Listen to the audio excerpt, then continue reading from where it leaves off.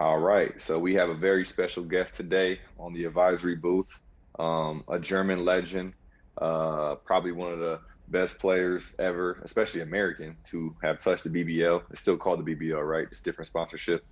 Yeah, Okay, cool. So we have Rickey Paulding, who's played in Oldenburg. What year is this for you in Oldenburg? it's 15. 15 in Oldenburg. Yeah, just an Oldenburg, Wow. man. And then how many years you got overseas in total? 18 total. 18. Okay. And what are we getting to? We going LeBron status? We going Tom Brady status? We going for 20? What are we going for? Nah, man, this is it for me, bro. Enough. I've Okay, had enough, perfect. man. This is it. Perfect. I caught you at the perfect time then. Well, Yeah. for those that don't know, it's hard, very hard to play 10 years, let alone 18 overseas with the rigors of the season, with the traveling aspects. You throw COVID in the mix, and you got a nice, you got a nice long list of potential things that could lead you to saying, you know what, I'm done. So I Sure. congratulate you, I salute you, and I'm very grateful that you decided to hop on here. Appreciate it, man. So we're gonna jump right into it to for the audience to get to know who you are, kind of what you've done, where you've been. Talk about where you played in college. Talk about where that led you to after that. All right. I'm from Detroit Okay. originally. Um, and then after college, I went to University of Missouri for 4 years. I got Okay. drafted in 2004, second round by the Pistons, which was, Oh, I okay. grew up, I Super grew up ironic. watching them. Yeah. Yeah, so that was cool. That was a big moment for me and my family. Yeah. Um, Real quick, any reason you didn't stay, I guess, closer to home after you were getting recruited in high school, uh, or stay in that kind of that Big Ten region? yeah, so probably it was between Ohio State and Michigan State, Okay. and Michigan was they didn't recruit me, but they weren't as good as they were before, so they were kind of having some down years. So it was really Michigan Hmm. State and Ohio State, and Okay. I took visits to both, and honestly, I went to how you go to team camp and stuff at Michigan Yeah. State, and I Yeah. watched a practice with Tom Izzo, and Hmm. bro, he was intense, man, and I was I was just like, man, I don't know if I'm ready for this. I don't know if I can handle this. Yeah. And so what ended up happening is a guy named Arthur Johnson that I played AAU with. That's one of my best friends, and Hmm. we both had the opportunity to go play at Missouri together. We was like, Okay. let's just do that because he was looking at some schools, and naturally I'm kind of a reserved guy, so I was like, okay, if I got my guy with me, I know I'm gonna be all right. And that Yeah. his saying, our families were like, if they go together, then they'll be okay. So it Okay. was just a situation where it kind of worked out for both of us, and that's why we made the decision to go to University of Missouri. Okay, makes sense. So you got drafted second round by the Pistons. What was that experience like? Man, that was cool. I had some opportunities to leave, early in my college career, but honestly, not understanding Yeah, like when you got to go when you you gotta hot, go when you hot. Yeah, it's right? not a And I lie. was Yeah, and I was a guy that I enjoyed being in college. I enjoyed everything about college, and so I wasn't in a rush to leave. In hindsight, if I wanted to go the NBA route, I probably should have left earlier. Yeah. But everything worked out. Hmm. Um, so yeah, so like I got drafted second round. I was a little disappointed because I had, like I said, 2 years ago I could have went earlier, probably in the first round. Hmm. But being drafted by the Pistons and hearing my name called and getting that call in front of my family, that was dope. Yeah. So that was a Yeah. great experience, man. Yeah. Okay. So then I'm assuming you played summer league with Detroit. What happened I after play that? I played summer league. Um, it was the year they had just won a championship, so they had So you everybody. played with Chauncey and them. I got drafted that year, so like after they won a championship, so it was Got like you. they had all the pieces, so they was like, okay, we're gonna send you overseas. So then I went to Hapoel Jerusalem. That Hmm. was my first stop overseas, and that was cool. It was an experience, Yeah. and came back this summer league again, and it just Did you happen to play with a guy named Alex Acker? yeah. So that's what happened. So Alex got drafted the next year, Alex and Amir Johnson. So it was like Yep. they were the two guys now, and I was kind of like forgot about it a little bit, Yeah. Yeah. and then after that, I went to vet camp and then, went back overseas. And then after doing that a couple of years. Where'd you go back the second time overseas? You didn't go back to Jerusalem, did you? Nah, I went when my second year was in Lyon, Asvel. Okay. So, and they were trying to get me in the summer, but I was okay. No, I want to try the NBA thing. And so, I passed up on that. And then after getting cut, the opportunity was still there. So I think around December, I went to Asvel and kind of finished the season there. Yeah. And then after Asvel, where'd you end up? After Asvel, I gave Summer League another shot.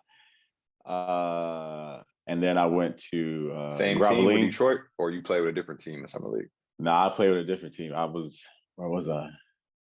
I was with Utah. Okay. I think it was Utah, maybe. And then after that, I went to Gravelines. And that's also in France. And that was cool. It was a good experience. I consider it kind of a level down from when I was in Asvel and Lyon because they were, Euro Cup. And I think we were in, I don't know what it was called. What it was called back then. Euro Challenge or something like Euro that. Challenge, that's right. Yeah. But it was a good experience. I learned a lot, met some people. And yeah. Okay. So then you go to Gravelines and then you end up. And then I end up in Oldenburg the next year. Okay. So through this process from you getting drafted, being with Detroit for Summer League, going to Hapoel Jerusalem, what was your agent saying throughout these stops? Did you have the same agent this whole time? My first 3 years, I had the same agent, and it was I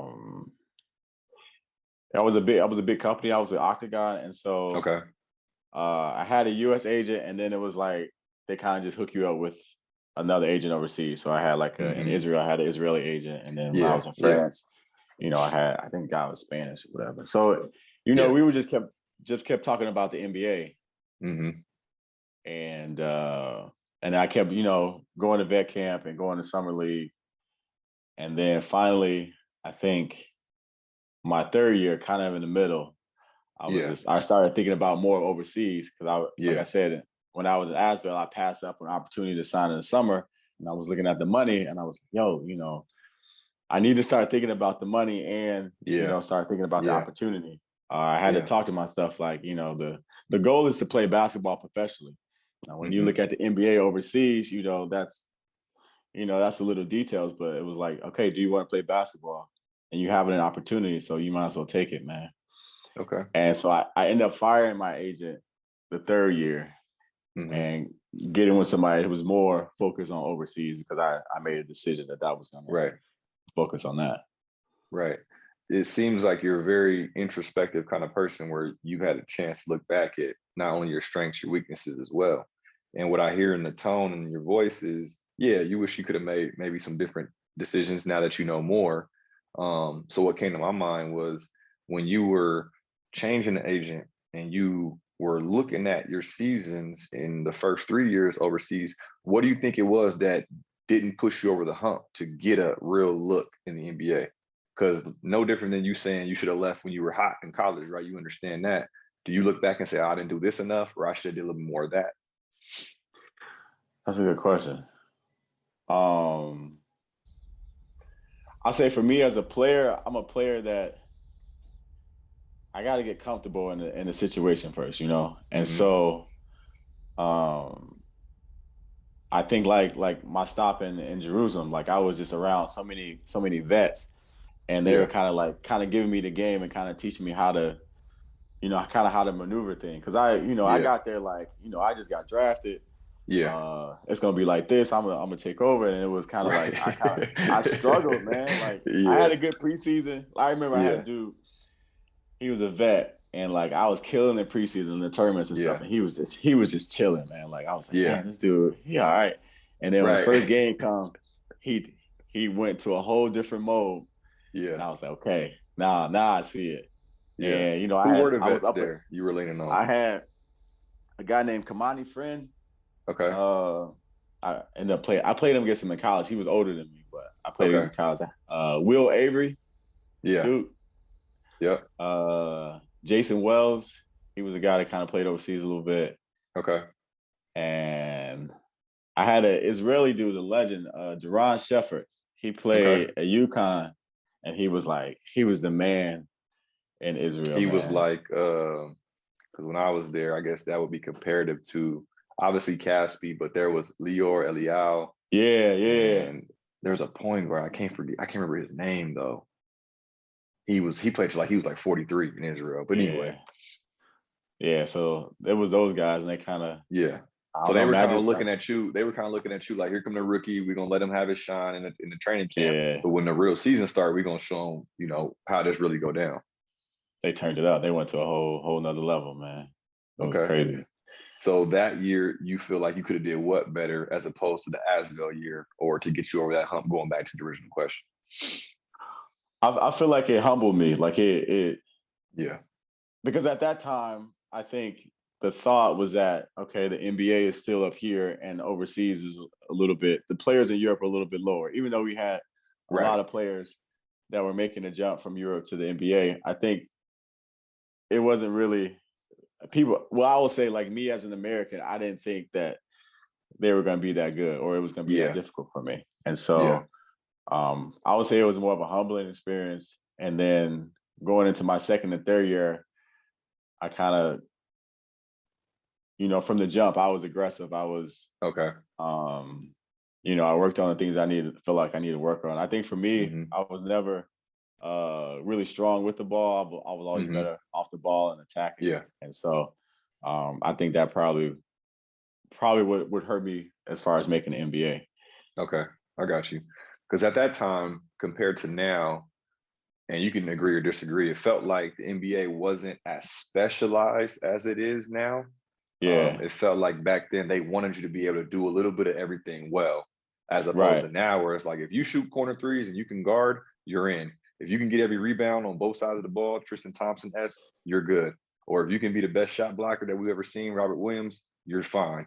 Right. So I see that change in the shift of the game from era to era.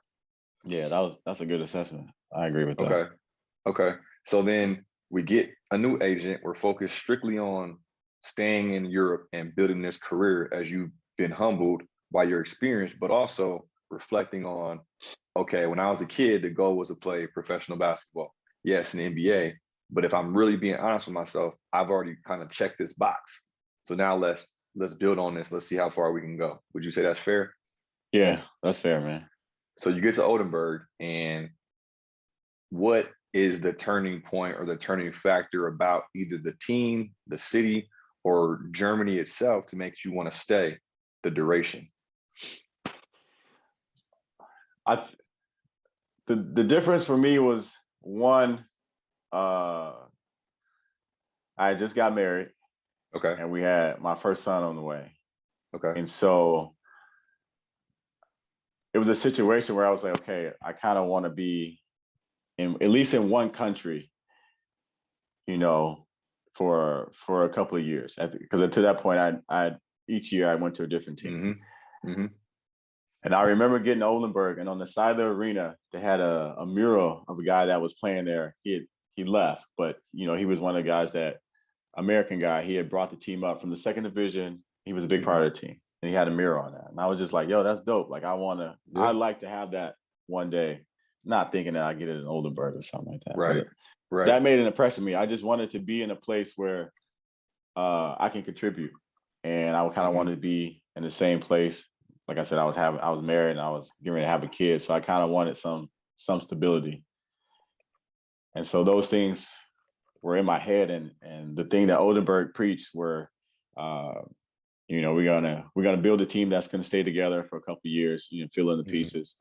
Everybody on the team was married and had kids, so it was, for my wife, it was a perfect place to be.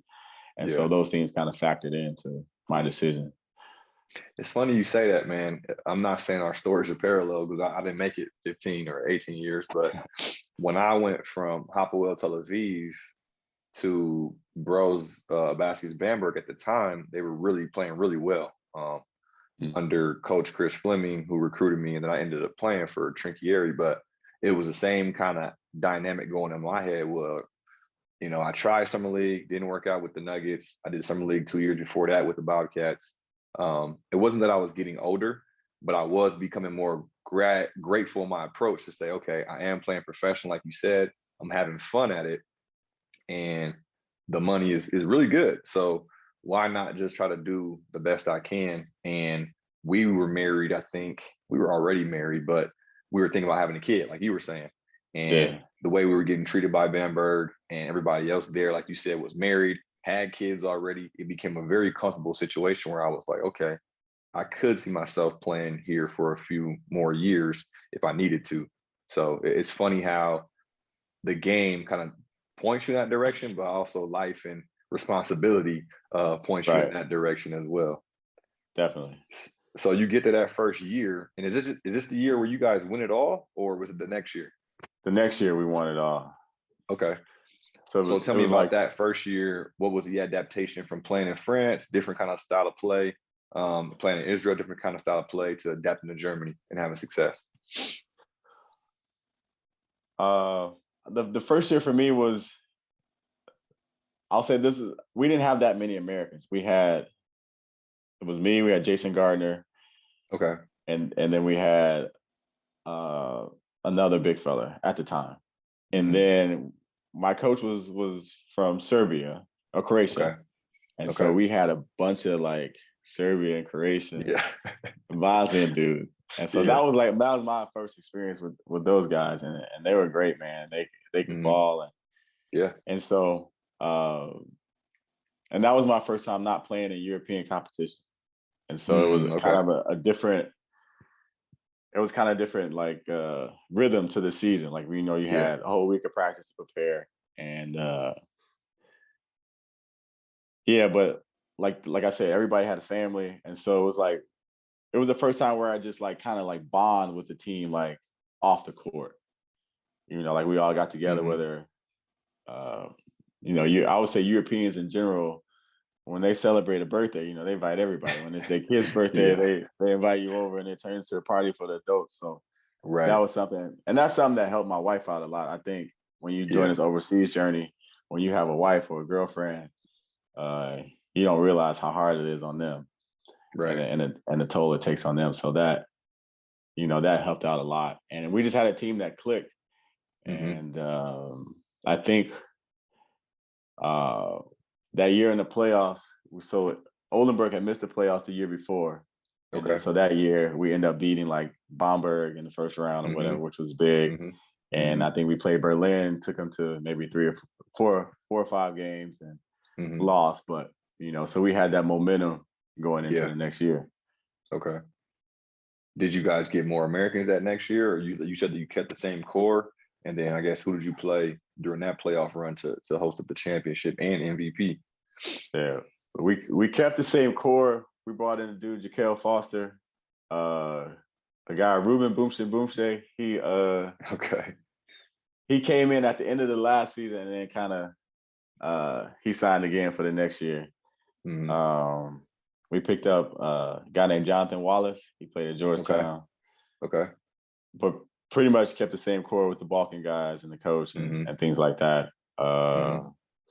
And that season from the jump, we just kind of knew, like we knew how to play with each other. That season just felt special.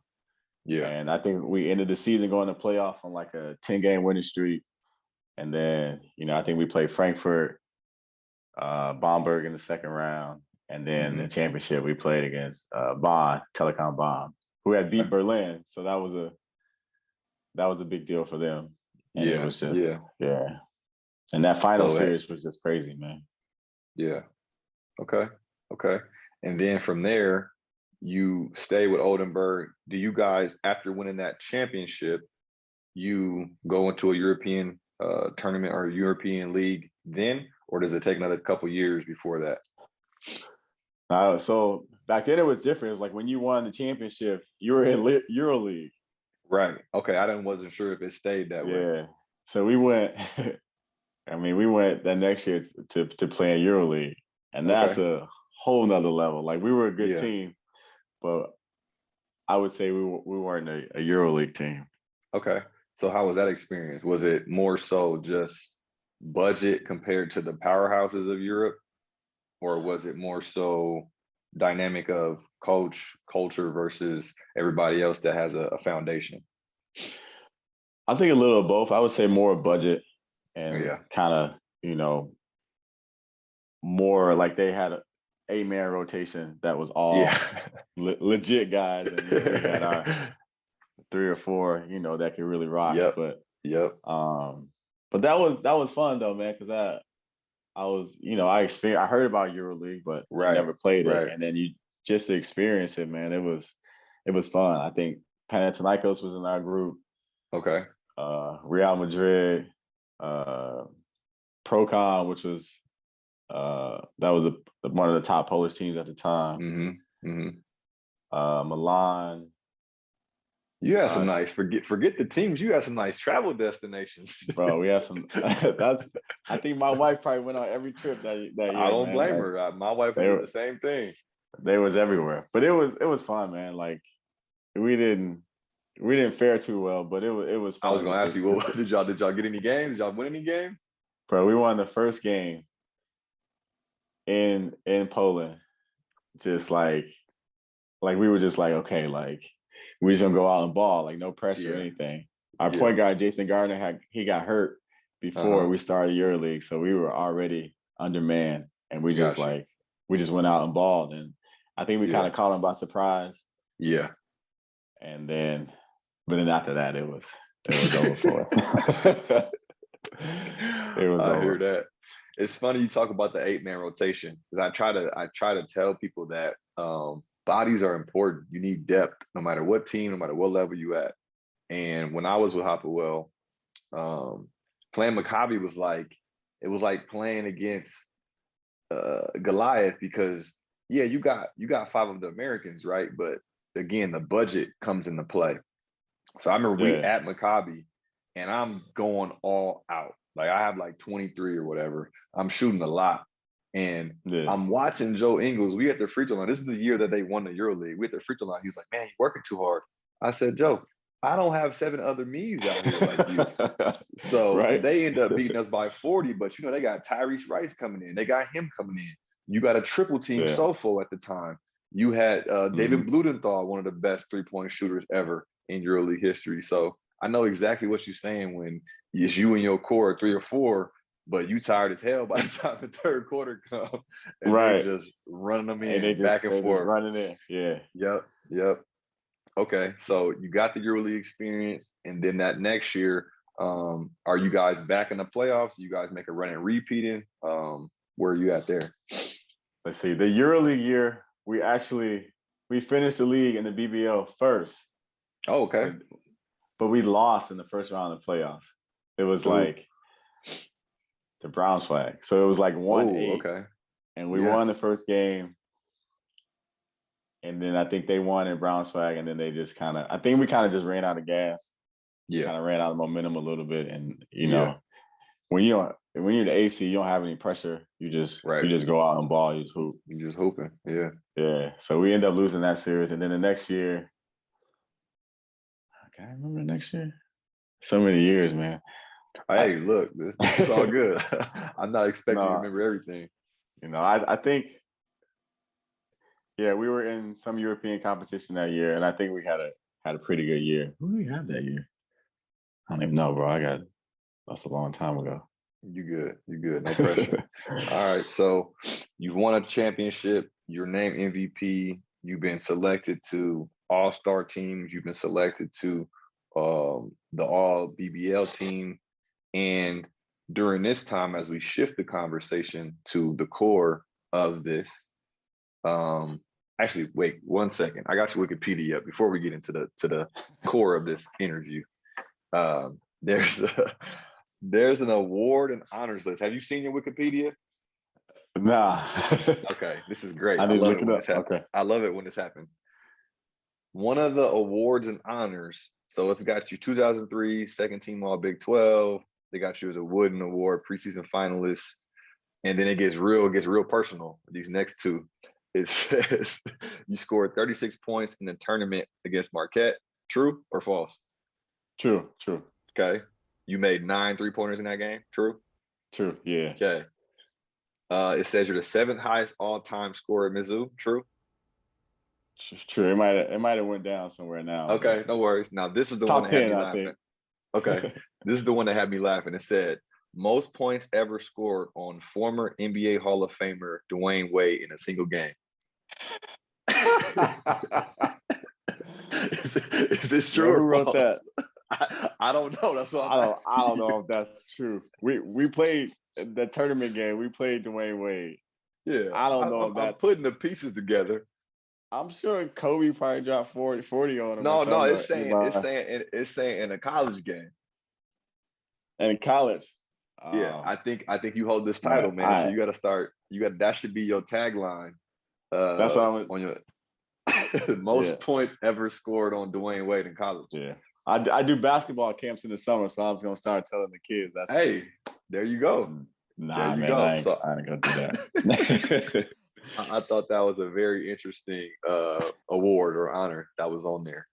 It's funny with D Wade. He from Chicago, so like all high school and stuff, we played against him. Chicago, Detroit. It was like we had this Michigan, Ohio, Illinois game, and we always played it. And so like he would always beat us, man. And so like me and my guy Arthur Johnson went to school with. Like he always. Yeah. So at the end of that game, he said something like, "I got y'all again" or something like that, man.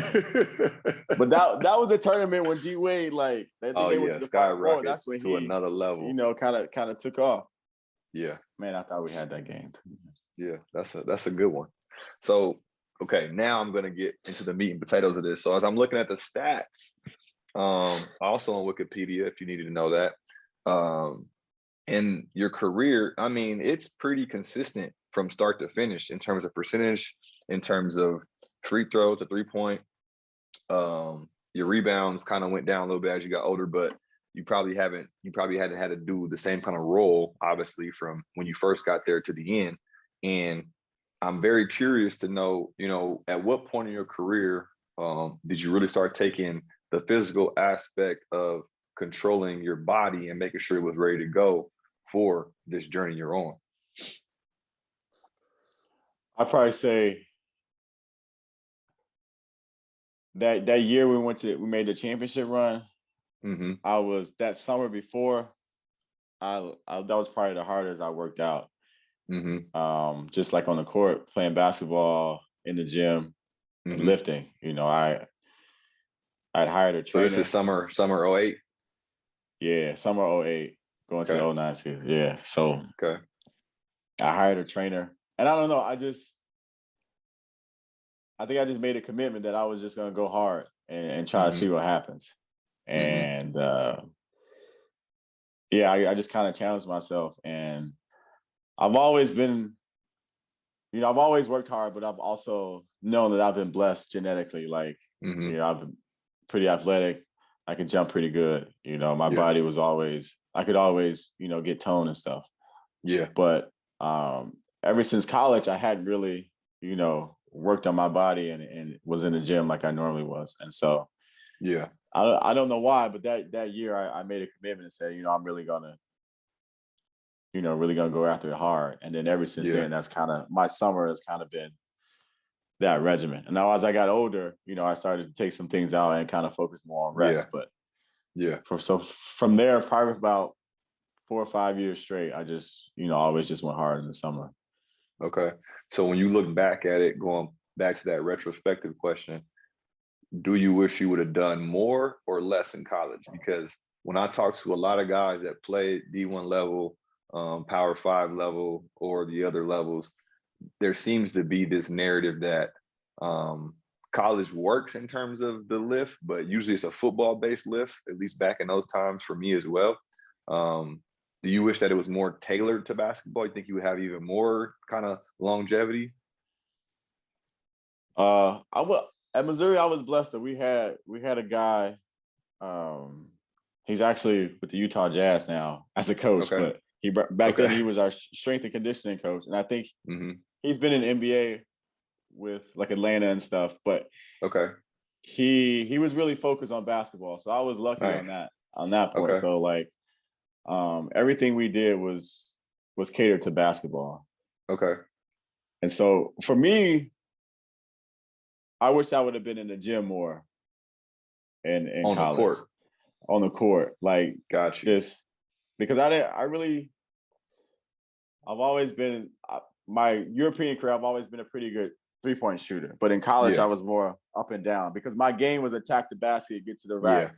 I had to pull up, but never really focus on threes. And so Yeah. I wish I would have worked on more of being more consistent from the 3-point line and being better with the ball, whether that's playing off pick and roll, Yeah. things like that. So Yeah. now looking back, I wish that's probably something I wish I would have worked on more when I was in Okay. college. Okay. In Jerusalem and in France, did you have any kind of regimen or routine you went through for your body those first couple of years, making that adjustment from college and summer league to being in Europe full time? Just as far as like lifting and stuff? Lifting, yeah. Did you have a routine? Did you do anything like that? Not really. Yeah. I just did kind of what especially in Jerusalem, because it was also new to me. So it was like, I just did whatever they told me to do. And so like, yeah. But Jerusalem was the first year where I focused on shooting. Like it was like, Okay. I would go like every morning and just, nothing crazy, maybe 45 minutes to an hour. And I would work with the assistant coach and we would just shoot, shoot threes, shoot free throws and things like that. And that's when I started to see my shot kind of get better. Yeah. Yeah. So that Oldenburg summer before you win the championship is when you really started honing in. Can you tell me what the diet was like during that summer as well, or the following years? Were you locked in on that side too, or was it just the on the court and in the weight room aspect? If I'm being honest, it's just be honest. That's what we here for. Be all the way honest. It was just the court and the weight room. Man, I love sweets, and so like it wasn't a thing where I like, okay, I'm not gonna eat sugar or anything like that. Yeah. I definitely was more cognizant of what I was putting in my body as far as like junk food and stuff like that. But I wish I'm not gonna say like I went vegan or I only ate, fish and stuff like that. But and that's one of those things that, I was just kind of blessed genetically to be able to eat not always the best and it really not affect my body. Yeah. What about sleeping aspect? Did that ever play a factor into the way you were treating your body or taking care of it or preparing for the court? Definitely, especially after I had my son, when I started having kids. Yeah. Because it's like when I was single, you could sleep in until practice started or whatever. But when you have a kid, it's like you still got to get up in the morning, no matter if you got practice in the morning or not. So I had to I had to start telling myself, okay, you got to go to bed at a different time because you're gonna have to get up in the morning, man. No matter what. Kid is gonna be ready to go at 8 or 7 or whatever. Yeah. And so just a small adjustment as far as just trying not to stay up as late and making sure I get my rest. Okay. Now tell us, what is the during the season version of your workouts consist of? Is it solely still team lifts, or are you still finding your own time, I guess, do your own thing as well?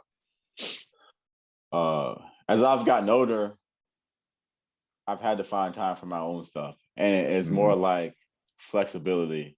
Yeah.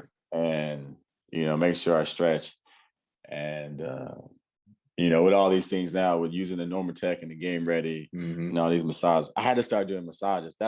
I don't know why, but like I just had like I didn't like massages. Like I didn't like people like on my shoulders and stuff. Like I got real tense. Yeah. But I had to start doing that as I got older, and it it worked, and obviously I got used to it. So just things like that, going in and working on ankle mobility and making sure that the knees right and stuff like that. So those kind of things I've kind of done in season throughout my career. Okay. Yeah, it's funny you mentioned that as I get older aspect of stretching. Whenever I come into the gym, and I've been this way since I was 16, all my homies used to make fun of me, especially when I was 16. Like, why are you stretching over there, bro? Like, come on, like let's get after it. I'm like, man, y'all go ahead and pull whatever you want to pull, but Right. I'm gonna get this a good 30-minute in. So that kind of stuck with me. But when you talked about the stretching aspect, ankle mobility, knee mobility, I'm assuming hip mobility for you sometimes as well. One of my buddies who used to be a coach with the Jazz, ironically, talked about Joe Johnson a lot when Joe Johnson was playing for the Jazz, and he had this yoga regiment and he had this lifting regiment. And I don't know if have you seen Joe Johnson in person? Yeah. That's a huge human being. Yeah. And the fact that, he's at his age doing what he do, I mean, it's a testament to the work he's put in as well. So like you said, I think you get wiser and you start adding and subtracting according to what your specific needs are. And I remember you talking about rest. What does your rest look like? Is it an active rest? Is it like a literally, I'm sitting here doing nothing, playing with my kids rest, watching TV rest? What does your rest look like? It depends. And I guess man, active saying like active meaning you're, like you said, you're in a Normatech or you go to a yoga class, you go to the pool or whatever. It depends. I think most of the time it's active, where it's Normatech or sometimes like, my wife is into like yoga and all that stuff. So sometimes I get and do some stuff, or she'll give me something to do, or I'm big. Oldenburg is a big like bike community. So it's close to the Netherlands. And so I don't know when I started, maybe 7 years ago, man, I started riding my bike to practice when it wasn't raining. Yeah. And just for me, it was kind of getting the body going before I got to practice. And then the more I did it, kind of turned into like a mental thing where I'm like, okay, for this 15 to 20 minutes, I'm like free of everything. I can kind of either if situation at home was stressful, the kids were fighting and my wife was upset, then I can get that out before I go to practice. Or if I have a bad practice, then I can kind of get it out before I go home.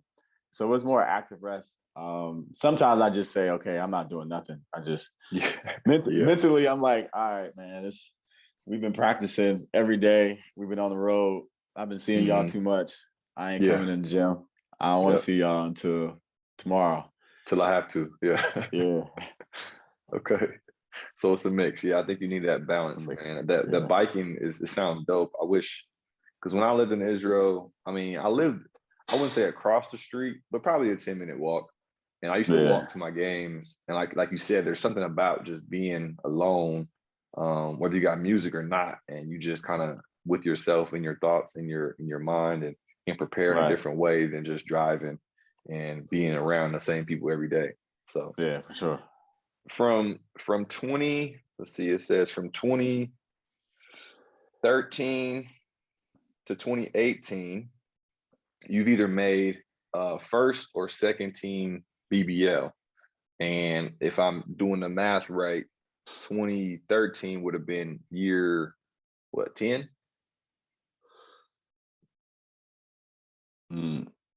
Nah. Yeah. I came in 2004. So 9 and 10. 9. So then we got again in 2016, 3 years later, 12. And then another first team appearance. And then in the year 14 and 15, you go second team. So that's hard to do in your first 2 or 3 seasons, let alone between years, 9 and 15. Do you remember anything special about that 2013 and 2018 kind of window where you were still being very, very efficient and successful? I remember in one of our games, I wasn't playing because I was hurt, but I was in Ulm. And we were there in Oldenburg, and you and my good friend Chris Babb, you guys were going at it. And I'm just looking like, man, this dude is just he's just locked in. Like he's just not flat. He's not phased by nothing. I know Chris was talking a little trash at first. That's what he likes to do. And then at the end of the day, I saw that mutual respect come from both of you guys. But I was just watching like, this is amazing. Man, Chris is one of my favorite dudes. Like I love seeing him, man. And it was like I just had a respect from him just from playing against him. And it's like I never knew him before. You know, after that we kind of talk a little bit off the court, but great dude. Yeah. But I think like I think that was a time where it clicked like mentally and physically for Yeah. me. Like I think early in my career, it was just like physical. Like I'm just going to the basket. I can jump higher. I'm faster, and then I think probably that stretch I learned how to play smarter, whereas kind of know when to attack and when not to attack, kind of save myself and okay, I'm not gonna go to the basket every time and get beat up this time. I'm gonna stay outside and develop a pull up. I think I started to use a floater and stuff like that. So I think it was just mentally and physically it kind of clicked for me, and I kind of found that balance and that groove. That's exactly what it looked like. Because I remember you weren't overly committing or stressing your body in terms of forcing it to the elbow or going super hard in the baseline. You were, as soon as you saw the first moment of daylight or opportunity to strike, you would take it. And then you would come back and play pretty much the same way on defense. So I was like, dang, it's not like that you weren't trying hard, because you were, but like you said, it was way more efficient in terms of picking and choosing those spots. And I think you probably had like 28 on us. He probably had like 25. And it was a great moment that I remember vividly. And yeah, man, I was just like, dang, how is he so locked in? But it makes sense. You're saying it clicks for you mentally and physically. Looking back on your career as a whole, and I guess maybe it's an era thing, maybe it's where you were with your wife and with your family. Do you feel like from the basketball era you grew up in, with the Tim Duncans of the world, the Kobe Bryants of the world, Michael Jordans of the world, where they stay with one team, did that ever cross your mind? Like, I'm just going to be kind of like them, because that's what I saw growing up. I think growing up, I think being loyal was something that was stressed to me. And I say that now is like, I would say the team was probably loyal to me, but if I had a bad season, they would get rid of me. So like, right. So it kind of sound kind of stupid for me saying, oh yeah, like I wanted to be loyal to the team. But it was a situation where my first coach, like from the day I got in Oldenburg, like when I talked to him on the phone, he was, he kind of broke down my game and kind of knew a lot about me. And it was like, this is how I'm going to use you. This is how we're going to change things around in Oldenburg. And so like, I think I've always said I was, committed to him. I always wanted to play for him. Yeah. And it's funny because people think like I signed at Oldenburg and I signed like this 20-year contract, but it was like, right. It was like, okay, like I think I signed like a 1+1 the first time, and then we won a championship, and then you sign a little bit longer. And it was like, honestly, each year though, I talked to my wife, I talked to my agent, and I kind of assess the situation and say, okay, is it, this team is offering this, and kind of compare, okay, what do I have in Oldenburg? What does this team offer me? Maybe it's a little bit more money, but I don't feel safe taking my family there. Yeah. And so I think definitely after like 9 or 10, then it was kind of a loyalty thing. Like, okay, like I want to, there's a certain pride in me wearing an EVE Baskets jersey. I feel pride being kind of like somebody that the people in the city relate to. I think I remember when my son first started playing basketball, like nobody was playing basketball here. Like it was so hard to find a team. And then now when I look at my daughter who's 8, when she started playing basketball, now it's so many kids in the gym. You have to find like different places, to have practice and different times to have practice. And so like not in a boastful way, but I do feel like I was a part of that. I helped EVE Baskets kind of be a basketball name especially in Oldenburg. Yeah. And so I would say later in my career, I did feel like it's important to kind of commit to something and stick to it, but not in I'm not in a bad way where I'm like, okay, like I'm just going to stay with them because they did this for me, but it's just out of respect. Mutually beneficial. And I just felt a certain way about EVE Baskets and Oldenburg. That's dope, man. Super dope story. So now when you walk in the arena, do you get the full circle moment where your mural's up there the last 8 years? Do I get what? Do you get that full circle moment where you came in and saw the mural of the other guy? How does it feel seeing a mural of yourself every day when you walk in? It's dope. It's like it's hard because like I don't want to be the guy that's like walking by and looking at it, and then somebody see me like, yo, Rickey looking at the mural. But it's dope. And honestly, like I told that story, but I didn't remember. My wife told me that. She said, like, that's the first thing you said when we got here. She said, you said you wanted to be something like that one time. And that was crazy. And so like now, like it's dope, especially now I know that my career is ending. And but it's just hard to kind of look at it. Yeah. And and not feel like some kind of way about it. Yeah. No, it's dope. What do your kids say when they see you up there? Or what was the funniest thing they've ever said about that? It depends. My son is older. He's starting to play basketball and stuff, and within the organization, the team, and so he kind of gets it. He thinks it's cool. Yeah.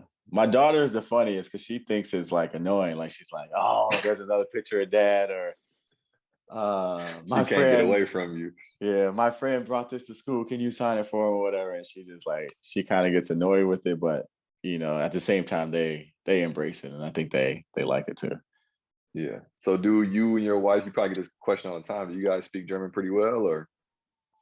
My wife is a lot better than me. Okay. I understand it a lot.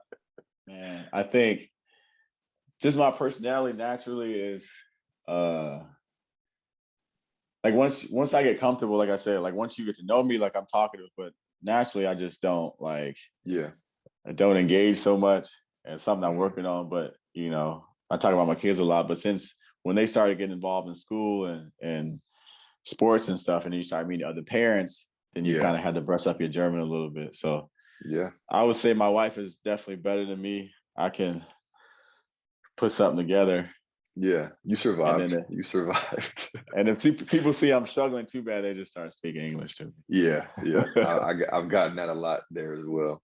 Yeah. All right. Well, I'm gonna wrap this up, but I want to ask some kind of off the radar questions, kind of get a feel for your experience as well. Favorite city you traveled to in Europe while playing, or it doesn't have to be playing, but not playing was Lisbon in Portugal. Okay. Just the vibe was just pretty cool. Playing, it's always crazy, but Istanbul, like it's just like I don't know, like it's crazy. It seems like it's hectic, but then it's like I don't know, it's cool. Like it's just a cool experience, man. Okay. I've always I like playing that. Favorite city in Germany? Favorite city in Germany? Just city in general? Yeah, just city. Like, you a fan of Berlin over Munich? You a fan over Dusseldorf? You a fan of Hamburg? Yeah. I like Berlin. Berlin is cool. It's like you got the big city, but then like you can go to some parts where you feel like you're in a small city. Okay. And you can, and now like they have everything in Berlin. Like if you're missing home, you find anything to eat. Yeah. Top 5 teammates. You got a list? I don't want to hurt anybody's feelings if they ever hear this. Yeah, that's tough, bro.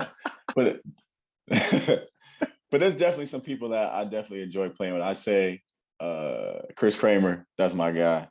Yeah. Nathan Booth, guy Franz Massenet, Julius Jenkins. Mm-hmm. And then I'll say my big fella, Rashid Mahabasic. Okay. And there's definitely more to the list. And no, I know. I don't want to offend anybody, but those are the first 5 that I can think of right off the top. No, you good. Favorite arena to play in outside of yours, in terms of let's say in Germany first. Man, that arena is always rocking. It's fun to play against. What about in your European travels in terms of playing Euro Cup, Euro League? Let's see. I don't know. Not just, I'll say Real Madrid, but not. I don't think the arena was that nice. It was just like, yo, this is Real Madrid. Like you felt it. Yeah, this is dope. Like this is that was one where I was kind of like in awe that I was there. Yeah. What was the most points you ever scored in the German league?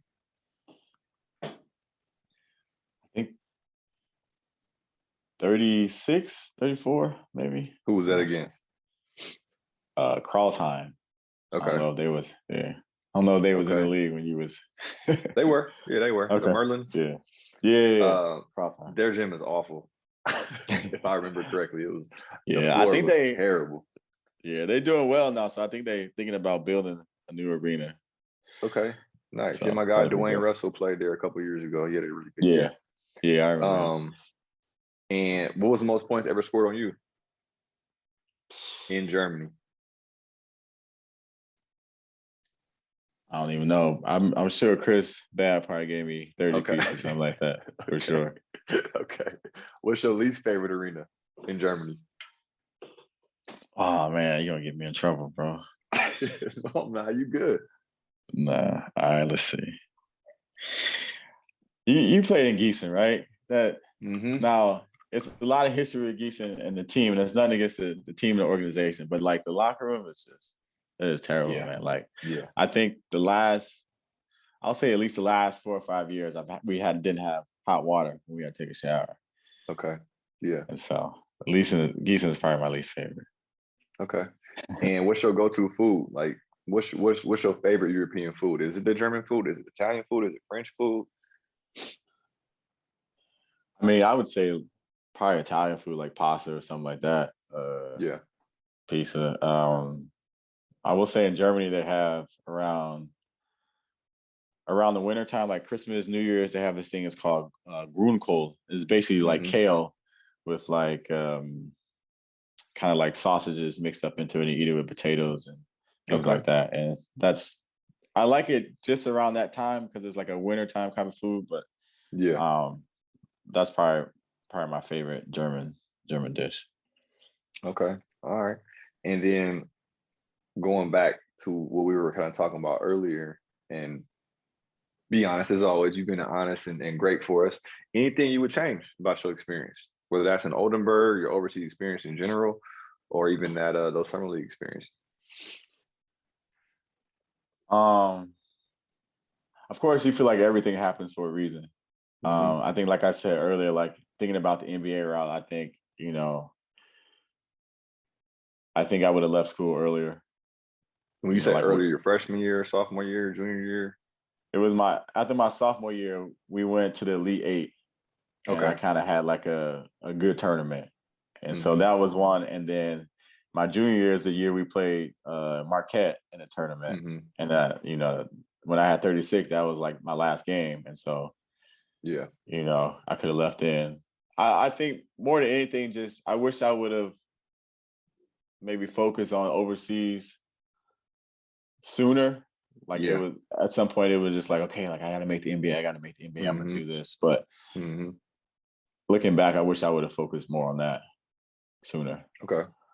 Any advice you would give to any of the up and coming, let's say, seniors getting ready to become overseas players or current overseas players about decision-making processes as it relates to what you're saying, like taking overseas more seriously or, kind of finding that path earlier?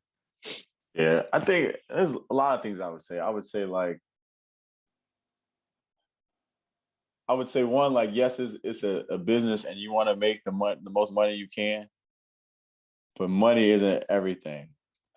And I think if you can try to do your research on some of the coaches or the clubs, like what are they, or some of the leagues, like, okay, like if you're going to play in Greece, for instance, you got to know that sometimes they late with the money or, and that's something that you gotta be willing to take or willing to stand for.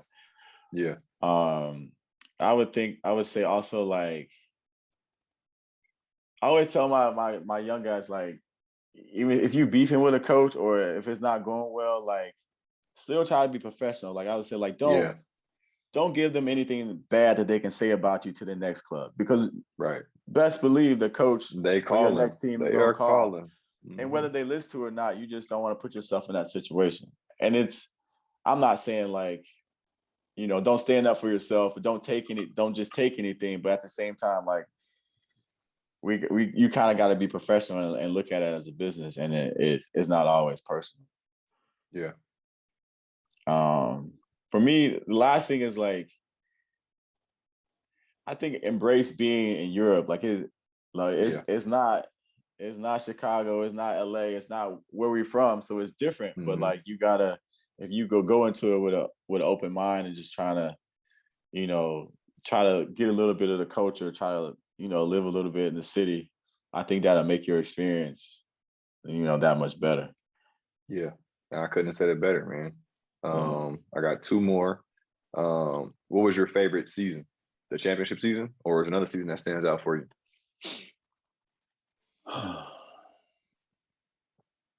Man, that's a good question. I would say the championship season, just because like that was, for me personally, that was a good season, a good playoff run, and it ended with a championship. Yeah, and then if you had to define your career in 4 words, what comes to mind? 4 words. Mm-hmm.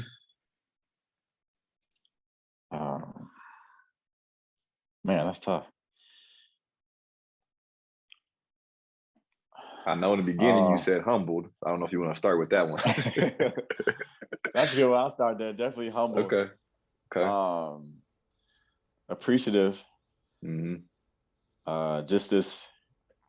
I announced early in the season that I was going to retire, and then so like mostly every arena, every team that we went to, the fans have been pretty nice and just thankful of my career and just saying that I was a good player. And you don't think about those things when you play. You just play the game, but to have that respect, especially not being a German player, that kind of meant a lot. Yeah. Well, I said humble, appreciative. I always said I had fun playing, so like fun, having fun, man. Nice. I mean, what come to my mind from this conversation was either committed, you could say dedicated, and then you kept saying loyal. You kept saying loyal too. So I know I thought I was loyal, but I didn't want to. I don't want everybody to get the wrong idea of my loyalty, but you're good. Yeah, so I would say loyalty, man. That means a lot to me because I think the loyalty came from both sides, came from my side and from the club. Mm-hmm. Yeah, and that's not really said often, especially for an American. So what you've done is tremendous. It's unique. When I look at you, when I first came there, I remember seeing you, and I don't want to butcher his name, but my guy, is it Quantez or Quantrez? Oh, Quantez, yeah. Quantez, yeah. Y'all was there. Dion Thompson from Munich, John Bryant, my guy Bryce. You guys are like the main American staples in Germany when I first got there. So it was interesting to see how most of you guys stayed. I mean, for the most part. Y'all did actually. I think about it. So it was dope to see. Now, last question being on this farewell tour, are we going out like Mamba? How are we going out? We going out for 60 on the last game? What are your thoughts on that? Nah, man. I want to go out with a win. And it's funny because like with the new coach, I got a new role. Like I'm coming off the bench. So this is my first time in my career. I think it's been like 14 games where I'm coming off the bench. And that was a shot to the ego where it was like, first it was like, yo, like this is my last season. You gonna bench me now? Like, but then it was like, man, like we were doing bad. So I understood like, for the team and for the players, it's better this way. And my numbers have still been the same. It's just a different role. And once I got my ego out of the way, I just kind of, just embraced it and said, this is a new challenge for me, especially at the end of my career. And so, the last game, I wanted to go out like that, man. Just, our team winning, just and kind of embracing my new role and kind of going from there. So I ain't trying to go out and take 40 shots like Mamba. Hey, man, to each his own. I was just checking in. How do you think your kids and your wife and yourself are going to react emotionally when you know that last game is it? I know I get this question a lot. I don't know, man. Like for me, I think like it'll be more like maybe like a month or so from now when it'll really hit me and when I really think about like the last game because like Mm-hmm. I don't know, like when you prepare for a game, it's like I'm a guy like I try to take the emotions out of it, and so like Mm-hmm. every game, like we just played in Berlin, and everybody like, okay, this is your last game in Berlin. And I was like, okay, I don't want to think about that. I want to approach it as a game, and then after Yeah. the game, then I'll think about it. So my wife's Mm-hmm. been good. She just said like this will be the last time, I watch you play as a professional. Mm-hmm. We met in college, so she watched me play all in college and stuff like that. And so she's happy for me that the career is ending, but I think for her the saddest part is not being able to watch me play again.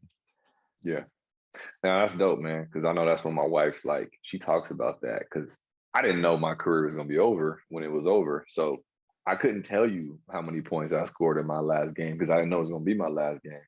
Right. So, or if we won or lost, but I definitely know my wife probably wasn't even there. So she always talks about that. So I'm glad, your wife is on that same level. And then the last question, I promise, is Nah, you good, thoughts on man. thoughts on what's next for you in your future. Will you be around the game? Will you kind of detach from the game for a little bit? I always Other joke and other say interests? I'm just gonna chill, man. Like I'm not gonna do nothing for a while, not go to practice, but I definitely want to be around the game. I think, like I mentioned earlier, I do some summer camps, and I Mm-hmm. think I want to continue to do that stuff. If my Mm-hmm. kids play basketball, I think, of course, naturally, I'm gonna have to coach them as long as I Yeah. can, until they get to high school and all that stuff. Um, so I definitely want to stay around the game.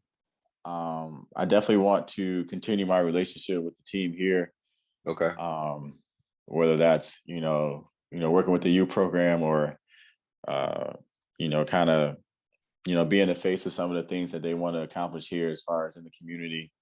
I would Mm-hmm. love to be involved in that. Um, just pick up some hobbies, man. I don't know, Yeah.